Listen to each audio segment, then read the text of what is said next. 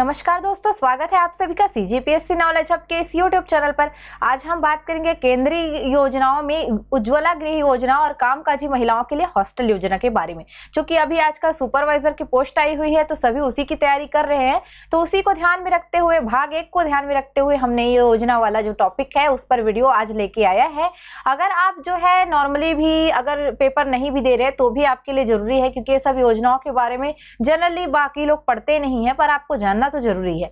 साथ ही इन योजनाओं के बारे में बात भी करेंगे और उसके अलावा कुछ जो उज्ज्वला गृह योजना है इस पर आपको कुछ नया भी पढ़ने को मिलेगा, क्योंकि मैं आज संविधान से भी थोड़ा सा जोड़ने वाली हूँ। पूरा वीडियो अंत तक आपको देखना है, स्किप मत करिएगा, बिल्कुल अंत तक देखिएगा। यदि आप लेट से जुड़ते हैं, कुछ जो है आप अचानक से जुड़ते हैं और वीडियो आपको लगता है आगे हो गया, तो फिर से उसको रिवाइज करके आप देख सकते हैं। बिल्कुल, चलिए हम शुरू करते हैं हमारी योजनाओं को। चलिए, अगर आपको लगता है कि हम लोग अच्छा कुछ कर रहे हैं आप लोग के लिए तो बिल्कुल शेयर कर दीजिएगा, लाइक कर दीजिएगा वीडियो को, कमेंट करके भी बताइएगा आपको हमारी जानकारी कैसी लगती है और कैसी लग रही है अभी फिलहाल, और आपकी तैयारी भी कैसी चल रही है ये भी आप कमेंट करके जरूर बता सकते हैं। उसके अलावा नए होंगे, पहली बार वीडियो देख रहे होंगे तो सब्सक्राइब जरूर करिएगा। लाल लाल दिखते रहता है सब्सक्राइब ऑप्शन, तो थोड़ा सा डल कर दीजिए कलर को। चलिए शुरू करते हैं। अगर उज्ज्वला गृह योजना की पहले बात करते हैं, उज्ज्वला गृह योजना क्यों लाई गई, पहले उद्देश्य को समझिए। बच्चों और महिलाओं की जो ट्रैफिकिंग है, ट्रैफिकिंग मीन्स क्या, एक प्रकार से दुर्व्यापार बोल सकते हो आप या फिर बोल सकते हो तस्करी, इसके निवारण के लिए, उसके अलावा ट्रैफिकिंग के साथ साथ जो व्यावसायिक यौन शोषण रहते हैं उनको, जो पीड़ित है उनको बचाने के लिए, यानी कि व्यावसायिक स्थानों पर जो पीड़ितों को जो के साथ जो दुर्व्यवहार होते हैं, उनके साथ यौन शोषण होते हैं, उनसे बचाव के लिए, साथ ही पुनर्वास करने के लिए, समाज की मुख्य धारा में उनको पुनः जोड़ने के लिए, जो जिससे वो दूर हो चुकी हैं या जिससे वो घबराती हैं या घबराता है कोई बच्चा, उनको जो है पुनर्वास देने, उनको पुनः जोड़ने के लिए हम ये योजना लेकर आए हैं, जो है उज्ज्वला गृह योजना। ये ऐसा कहती है हमारी केंद्र सरकार। तो आखिर केंद्र सरकार को ऐसी योजना की जरूरत क्यों पड़ी? क्योंकि बच्चों और महिलाओं की जो ट्रैफिकिंग है, इसमें आप मानव दुर्व्यापार में पढ़ोगे, बिल्कुल संविधान का जो भाग 23 है वो भी इसमें पूरा बात करता है, तो उसके बारे में मैं लास्ट में बताऊंगी। पर थोड़ा सा हम देखते हैं आखिर ट्रैफिकिंग कैसे कैसे होती है। पहली बात जान लीजिए, उज्ज्वला गृह योजना जो चलेगी वो महिला एवं बाल विकास मंत्रालय भारत सरकार द्वारा संचालित होगी। कारण क्या था लाने का, ये देखिए, मानव तस्करी। ये मानव तस्करी ऐसा नहीं है कि हमारे देश में ही है, ये पूरे विश्व में ही एक गंभीर संवेदनशील समस्या है जिस पर हर एक देश बात करना चाहता है। क्योंकि जो मादक पदार्थों में या हथियारों की तस्करी के बाद जो मानव तस्करी है वो दुनिया का सबसे बड़ा, अगर देखेंगे आप, संगठित अपराध में आता है। देखे होंगे आप, मादक पदार्थ में ड्रग्स जो है या हथियार जो है, इनकी तस्करी तो बढ़ी हुई ही है, मानव तस्करी भी सबसे बड़ी एक समस्या है। उसके अलावा किसी भी व्यक्ति को बल का प्रयोग करके, डरा कर, धोखा देकर या हिंसक तरीकों से कहीं पे भर्ती करना हो या फिर उसको बंधक बनाकर रखना हो या उसके साथ यौन शोषण करना हो, ये सभी किस में आता है? एक प्रकार के ट्रैफिकिंग में आता है। यदि आप मैं किसी सीरियल का नाम नहीं लेना चाहती, पर कुछ चैनल ऐसे हैं जहां पे आप कुछ सीरियल आते हैं इस प्रकार से, जो थोड़ा बहुत आपको ट्रैफिकिंग की जैसे केसेस है वो देखने को मिल जाएगा, तो आप वहां से समझ सकते हैं किस प्रकार जो मानव दुर्व्यापार है वो बढ़ा हुआ है पूरे विश्व में। ऐसा नहीं कि सिर्फ भारत में है, पूरे विश्व में ही यह समस्या है।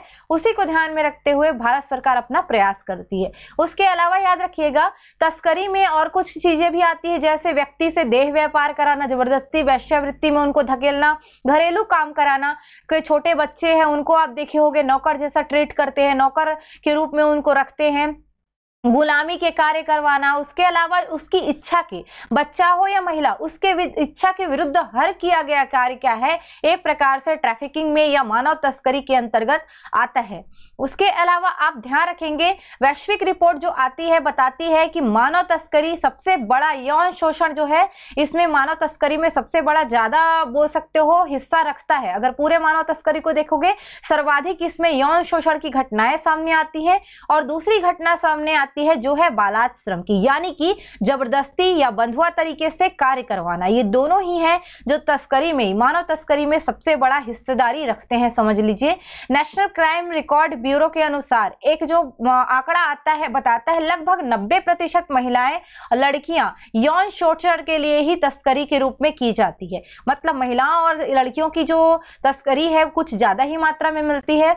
मानव तस्करी के कई कारण हो सकते हैं, जिनमें आपको मिलेगा गरीबी, अशिक्षा, सामाजिक असमानता, क्षेत्रीय लैंगिक असंतुलन, बेहतर जीवन की लालसा, सामाजिक असुरक्षा, ये सारी चीजें हैं जो मानव तस्करी को प्रभावित करते हैं। इसके अतिरिक्त आपने चाइल्ड पोर्नोग्राफी के बारे में सुना होगा, यौन शोषण, बंधुआ मजदूरी, ये सारी चीजें हैं जो तस्करी को बढ़ावा देते हैं। आमतौर पे आप तस्करी देखोगे पक्का किसी न किसी का हाथ रहता है, एक एजेंट के रूप में कोई व्यक्ति कार्य करते रहता है और ये जो तार है वो काफी पहुंच वाले व्यक्तियों तक भी जुड़े रहते हैं। तो ह्यूमन जो ट्रैफिकिंग है या मानव तस्करी ना केवल सीमित लोगों में है, ये काफी तार इसके दुनिया के अलग अलग जगहों से जुड़े होते हैं। प्रलोभन देकर, इसके अलावा बहला फुसलाकर लड़कियों को, बच्चों को, महिलाओं को जो है अलग अलग प्रकार के धंधों में जो है उड़ेल दिया जाता है और इससे जो है मोटी कमाई इन लोग करते हैं। इसको ध्यान रखेंगे। ऐसे धंधों को चलाने के लिए अलग अलग संवेदनशील यानी कि हॉट स्पॉट जगह होते हैं जहां पे ये सारी चीजें लोग जो है संचालित कर सकते हैं, जैसे फैक्ट्रियां हैं, कृषि व पशुपालन के कई क्षेत्र हैं, डांस वाले जो बार वगैरह होते हैं, मालिश वाली जो बोल सकते हैं पार्लर वगैरह होते हैं, यहाँ पे पूरा इनको नियोजित किया जाता है। ढाबों में भी आपने देखा होगा, बच्चे हो, महिलाएं हो, इस प्रकार की नियोजित रहती हैं। इसके अलावा डांस बार के बारे में आपने सुना होगा, यहीं से फिर वेश्यावृत्ति की जो शुरुआत हो जाती है कई जगह पे। ये सारी चीजें जो है मानव तस्करी को बढ़ावा देती है। तो इन्हीं को पूरे तरीके से ध्यान रखने के लिए जो मानव तस्करी जैसी चीजें थी, इसमें बच्चों और महिलाओं की तस्करी को रोकने के लिए, उनको पुनर्वास करने के देने के लिए, पूर्णतः उनको उपचार करने के लिए सरकार ने योजना लाई जिसको हम उज्ज्वला गृह योजना कहते हैं। उज्ज्वला गृह योजना के माध्यम से प्रयास किया जाएगा, तो इसके माध्यम से स्वैच्छिक संगठनों को जो है सामने आने के लिए अवसर दिए जाएंगे, जिसके माध्यम से केंद्र सरकार क्या करेगी, अलग अलग उज्ज्वला गृह जो है शेल्टर होम जिसको आप बोल सकते हो, वो स्थापित करेगी, जिसमें केंद्र हो गया, राज्य हो गया, शैक्षणिक संगठन, इन तीनों का मिलाकर अनुपात यानी कि जो भी खर्च होंगे 60:30:10 के अनुपात में खर्च उठाए जाएंगे। छत्तीसगढ़ राज्य द्वारा वित्तीय वर्ष 2020-21 में 70 महिलाओं और 13 बच्चों को इसके अंतर्गत लाभान्वित किया गया है। ये डेटा है आर्थिक सर्वेक्षण 2020-21 के अनुसार। ये एकदम ऑथेंटिक डेटा है जो छत्तीसगढ़ के आर्थिक सर्वेक्षण से मैंने लिया हुआ है। भारत शासन द्वारा राज्य में कोरबा, कोरिया व बिलासपुर में स्वैच्छिक संगठनों को संरक्षण एवं पुनर्वास गृह जो है ये संचालन करने की स्वीकृति प्रदान की है। इसको P&R होम भी कहा जाता है। इसको P&R होम के अलावा भी जो है संरक्षण एवं पुनर्वास गृह, तो यहाँ पे जो है बोल सकते हो, इसको ध्यान रखिएगा। इसमें दोनों को नाम कोई भी पूछ सकता है। सूरजपुर में भी ऐसा यहाँ पे उज्ज्वला गैस लिखा गया है, ध्यान रखिएगा। उज्ज्वला जब भी लिखेंगे आप गैस ही सर्च होता है, उज्ज्वला गृह है, याद रखिएगा। उज्ज्वला गृह योजना के तहत जो है पुनर्वास गृह का संचालन करने के लिए अभी आवेदन आमंत्रित किया गया है। मतलब हो सकता है सूरजपुर में भी बहुत जल्द क्या किया जाए, बनाया जाए। तो ये मुझे जो छत्तीसगढ़ के ऑफिशियल जो जनसंपर्क विभाग है उसकी वेबसाइट से मिला है कि सूरजपुर में भी ऐसा खोलने का प्रावधान है। वैसे भी आप देख हो रहे होंगे ऊपर साइड वाले के लिए कुछ दिख नहीं रहा है, तो हो सकता है इसको बनाया जा रहा हो। परंतु वर्तमान में कोरबा, कोरिया और बिलासपुर ये तीनों जगह तो चल ही रहा है। अगर पूछेगा तो ये तीनों को पूछ सकता है, क्योंकि वेबसाइट में भी ये 3 ही अपलोड हुए हैं और ये 3 पर ही बात करता है हमारा आर्थिक सर्वेक्षण भी। तो बिल्कुल इसको ध्यान रखेंगे। आप जो है अगर आपके साथ ऐसी कोई प्रॉब्लम आती है, जिला कार्यक्रम अधिकारी को, जिला महिला एवं बाल विकास अधिकारी को जाकर बता सकते हैं, वो आपकी जरूर हेल्प करेंगे। जो केंद्र है उसके बजट का, इसके अलावा राज्य के बजट का कुछ आवंटन इसको प्राप्त होता है। इस साल ज्यादातर महिलाओं के लिए जो है कुछ आवंटन नहीं किए गए हैं, क्योंकि हो सकता है ऐसा भी हो जाता है कभी कभी कि पहले जो पैसे दिए रहते हैं वो यूज में ना मतलब नहीं होते, तो कभी कभी बजट में कटौती की जाती है। तो यहाँ पे फिर ये मान सकते हैं कि राज्य या केंद्र अपने अपने बजट अनुसार जो है खर्च को वहन करने के लिए उसमें जो है आवंटन करते हैं राशियां। चलिए बात करते हैं कुछ जगहों के बारे में जिसका हो सकता है कभी आ जाए। कोरबा में social revival group of urban rural and tribal irrigation, इस नाम की संस्था है जो कि उज्ज्वला गृह योजना का संचालन करती है। याद रखिएगा, social revival group of urban rural and tribal irrigation. Korba में अगर देखे होंगे थोड़ा बहुत पास के एरिया में ट्राइब्स जरूर लगते हैं। उसके अलावा कोरिया में छत्तीसगढ़ प्रचार एवं विकास संस्थान के नाम से चलता है। बिलासपुर में अगर मिलेगा आपको, बिलासपुर का वेबसाइट पे नहीं मिलेगा पर इसको आप सर्च करेंगे तो आपको पता चल जाएगा, सुरक्षात्मक महिला पुनर्वास गृह के नाम से चलता है। महिलाओं एवं बच्चों के संरक्षण के लिए आप थोड़ा सा सावधानी की स्थिति को देखिए। जैसे अनुच्छेद 23 जब आप पढ़ेंगे, मानव के दुर्व्यापार और बालाश्रम को निषेध करता है यहाँ पे। तो ये संविधान ने पहले ही व्यवस्था की हुई है, जिसके अंतर्गत आपको मिलेगा अनुच्छेद 23 का 1 जो है सबसे ज्यादा इस पर प्रभावी दिखता है, जो मानव का दुर्व्यवहार और बेगार तथा इस प्रकार की अन्य जो बालाश्रम है उसको क्या करते हैं, प्रतिषिद्ध करता है। ये बालाश्रम मीन्स बालाश्रम मीन्स आपको बलपूर्वक कोई कार्य करने के लिए क्या किया जा रहा है, प्रेरित किया जा रहा है, आपको जो है मजबूर किया जा रहा है। तो उसको प्रतिषिद्ध करने के लिए संविधान का अनुच्छेद 23 का एक पूरा क्या है, एक प्रकार से बोल सकते हैं आप, डेडिकेटेड है बोल सकते हैं आप। इसके लिए ध्यान रखिएगा। हो सकता है इसको आपको डायरेक्ट ये उज्ज्वला गृह योजना से या किसी भी चीजों से आपको जोड़ के संवैधानिक प्रावधान को ही भाग 1 में पूछ सकता है। तो ध्यान रखिएगा, किसी भी दशा में मानव का दुर्व्यापार हो या बेगार हो, ये जो है मान्य नहीं किया जाएगा। अगर इसके लिए जो उपबंध है उसका कोई भी व्यक्ति उल्लंघन करता है तो ये अपराध माना जाएगा और उसके लिए जो है सजा भी दी जाएगी। कुछ जो है आपको कानून बने हुए देख लीजिए, अनैतिक यातायात रोकथाम अधिनियम 1956, उसके अलावा बाल श्रम निषेध एवं नियमन संशोधन अधिनियम 2016, यहाँ पे 1986 के एक्ट को भी मिला के डाला गया है। बंधुआ श्रम प्रणाली उन्मूलन अधिनियम 1976, ये मुझे मिला हुआ है, ये गवर्नमेंट की ही उसमें मिला हुआ है मुझे। यहाँ पे और कोई भी आपको मिलता है तो बिल्कुल ऐड कर लीजिएगा, ये मैंने अलग से इसलिए बताया है क्योंकि इससे जुड़ता है कहीं ना कहीं। तो अनुच्छेद 23 से ही जुड़ता है। अनुच्छेद 23 में तो यही बातें हैं, ये अलग से आपको मिल जाएगा। अगर आप देखेंगे बाल श्रम के रोकने के लिए, बालाश्रम के लिए या ट्रैफिकिंग के लिए कुछ किया जा रहा है क्या, तो यहाँ पे आपको मिल जाएगा। उसके अलावा आप ध्यान रखिए, किसी भी दशा में मानव तस्करी अमान्य नहीं है, वो अमान्य है, वो एक प्रकार का अपराध है। तो इसको उज्ज्वला गृह की योजना में हल्का सा एक पॉइंट के रूप में समझिएगा। चलिए थोड़ा सा टॉपिक चेंज करते हैं, आते हैं हम कामकाजी महिलाओं के ऊपर। आप देखे होंगे महिलाएं हैं या तो कामकाज के तौर पे ज्यादातर बाहर रहती हैं, कभी कभी उनको अप डाउन करना पड़ता है। अगर उनको सुविधा नहीं मिलती तो कहीं ना कहीं हॉस्टल लेकर, पीजी लेकर इस प्रकार से रहना पड़ता है। तो आखिर देखते हैं कामकाजी महिलाओं के लिए हॉस्टल योजना में सरकार क्या प्रयास कर रही है। याद रखिएगा, भारत सरकार द्वारा 1972-73 से ही शहरों में, कस्बों में, ग्रामीण क्षेत्रों में कामकाजी जो महिलाएं हैं उनको सुविधा उपलब्ध कराने की दृष्टि से भवन निर्माण हेतु अनुदान सहायता जो है दिया जा रहा है। इसके लिए जो है योजनाओं का क्रियान्वयन किया जाता है। मतलब 1972-73 से ही आप मान सकते हो इसकी शुरुआत एक प्रकार से आपको दिखती है। योजना के अंतर्गत स्वैच्छिक संगठन, सार्वजनिक क्षेत्र के उपक्रम, राज्य सरकार एवं शिक्षण संस्थाओं को जो है ये लिख सकते हो पोस्टर निर्माण हेतु जो है वित्तीय सहायता प्रदान की जाती है। याद रखिएगा, इसमें इसके लिए हॉस्टल है, ये सॉरी हॉस्टल निर्माण है, ये गलत लिखा गया है, ये हॉस्टल निर्माण है। ये हो सकता है मैंने जहां से जो है वो किया है वो उसमें गलत लिखा हो। हॉस्टल निर्माण हेतु जो है वित्तीय सहायता प्रदान करती है, एक टाइपिंग एरर है ओनली। सहायता का जो सहायता निगम के विश्वविद्यालय एवं कॉलेज दोनों द्वारा जो है प्राप्त किया जा सकता है। प्रदेश में वर्तमान में 4 जिलों में 5 कामकाजी हॉस्टल का संचालन हो रहा है। ये क्वेश्चन आपसे पूछ सकता है, 4 जिलों में 5 कामकाजी ये हॉस्टल चल रहे हैं वर्तमान में। ध्यान रखिएगा, जिसमें रायपुर, बिलासपुर, धमतरी और रायगढ़ जिले शामिल है। तो रायपुर, बिलासपुर, रायगढ़ और धमतरी, ध्यान रखिएगा इसको। उसके अलावा आपको जानना है कि आखिर इन कामकाजी महिलाओं के लिए हॉस्टल खोलने की जरूरत क्यों है।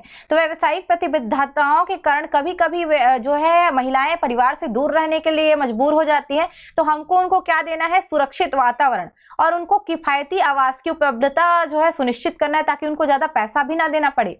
इसके लिए जो है अगर आप चाहती हैं, आपको जो जानकारी चाहिए, तो आप कहाँ जा सकते हैं, जिला कार्यक्रम अधिकारी, जिला महिला एवं बाल विकास अधिकारी से आप जो है जाकर पता कर सकती हैं कि आपके लिए ऐसी कोई जो हॉस्टल है क्या वो उस शहर में उपलब्ध है। अगर नहीं है तो वो बताएंगे कि नहीं है करके, अगर है तो बताएंगे हाँ है।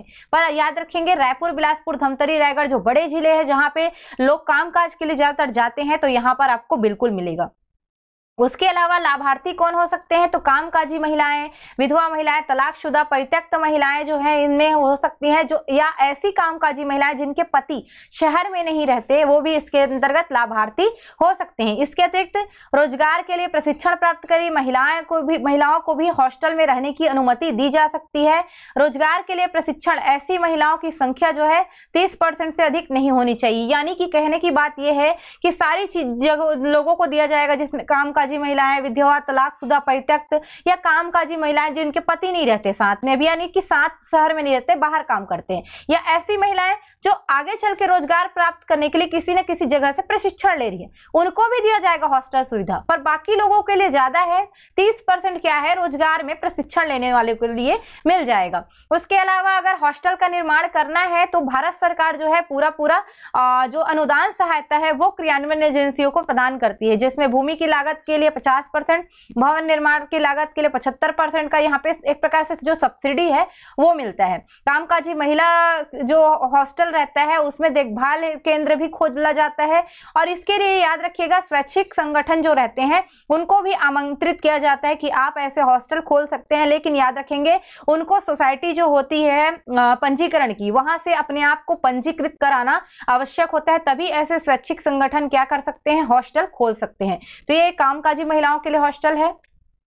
कुछ चल रहे हैं हॉस्टल उनको देख लीजिए, जैसे बिलासपुर में है, बिलासपुर DAF एसोसिएशन निवेदिता कामकाजी महिला हॉस्टल है।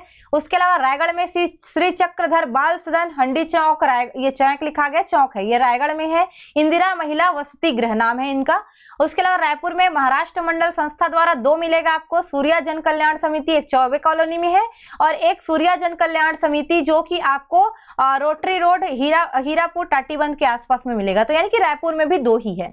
उसके अलावा धमतरी कामकाजी महिला वसति गृह, यहाँ पे आपको कामकाजी महिला वसति गृह के नाम से गुरुद्वारा के पास लिखा हुआ है, यानी कि धमतरी पे आपको मिलेगा। तो टोटल 4 जगहों पे है, कुछ नाम मैंने दे दिया है, हो सकता है कभी पूछ दे, नहीं भी पूछेगा तो आपको पता तो होना चाहिए 4 जगह 4 नाम क्या क्या है। उसके अलावा आपको 5वां क्यों बोला जाता है याद रखिएगा, क्योंकि रायपुर में 2 संस्था है, 4 जिले में 4 जगह तो देखना ही देखना है, लेकिन 5वां ये सूर्या जो जन कल्याण समिति है इसने 2 भाग में 2 अलग अलग जगहों पे किया हुआ है, तो इसको ध्यान रखिएगा। तो मैंने आज उज्ज्वला गृह योजना और कामकाजी के महिलाओं के लिए हॉस्टल योजना के बारे में जो है आज चर्चा किया। वीडियो अगर जानकारी आपको पसंद आई होगी तो बिल्कुल लाइक कर दीजिएगा, शेयर कर दीजिएगा। देखिए एग्जैक्ट डेट अगर आप बोलेंगे उज्ज्वला गृह योजना का मुझे कहीं पे नहीं मिला था, और इसका वही 1972 से जो 73 से शुरू हुआ ऐसा बोला गया हॉस्टल का।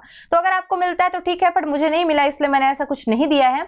उसके अलावा ये भी याद रखिएगा हमेशा ये अपडेट होते रहते हैं, हर आर्थिक सर्वेक्षण में भी अपडेट होंगे, पर इस साल का जो आर्थिक सर्वेक्षण जो है अगले साल का जो आएगा तब तक आपका परीक्षा हो चुका होगा, इसलिए आप पुराने आर्थिक सर्वेक्षण के डेटा को ही ध्यान में रखें। उसके अलावा आप अपनी तैयारी अच्छे से करिए, जो जो योजनाएं हम पढ़ा चुके हैं या जो पढ़ाएंगे आगे उसके लिए भी थोड़ा बहुत आप बुक से पढ़ते रहा करिए, हर जगह से पढ़िए, करंट को पढ़िए, करंट की कुछ योजनाएं जो सुपरवाइजर में नहीं भी दी हुई है उसको भी पढ़िए, हो सकता है करंट से लिंक करके आपको पूछ दे। चलिए अभी के लिए हम विदा लेंगे। अगर आपको वीडियो जो है पसंद आया होगा तो बिल्कुल शेयर कर दीजिएगा, नए होंगे तो सब्सक्राइब कर दीजिएगा। धन्यवाद। जय जोहार, जय छत्तीसगढ़।